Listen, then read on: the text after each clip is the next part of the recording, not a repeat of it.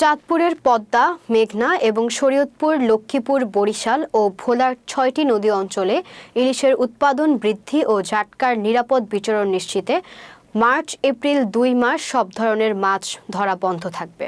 শুক্রবার রাত ১২টা থেকে এই নিষেধাজ্ঞা কার্যকর হবে, যা ৩০ এপ্রিল পর্যন্ত চলবে।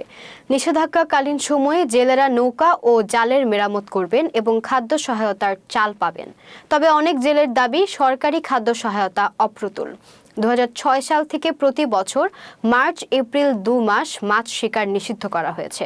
চাঁদপুরের মতলব উত্তর থেকে হাইমচর পর্যন্ত ৭০ কিলোমিটার এলাকায় মাছ শিকার, ক্রয় বিক্রয়, মজুত ও পরিবহন নিষিদ্ধ থাকবে। এই সময়টাতে জেলা প্রশাসন, মৎস্য বিভাগ, নৌ পুলিশ, কোস্টগার্ড ও নৌবাহিনী নিয়মিত অভিযান পরিচালনা করবে। ৪০,০০০ নিবন্ধিত জেলেকে ৪ কিস্তিতে ১৬০ কেজি করে চাল দেওয়া হবে। নিষেধাজ্ঞা অমান্য করলে ১ বছর থেকে ২ বছর পর্যন্ত কারাদণ্ড বা সর্বোচ্চ ৫,০০০ টাকা জরিমানা হতে পারে। মৎস্য বিভাগ কঠোরভাবে অভয়াশ্রম বাস্তবায়ন করবে।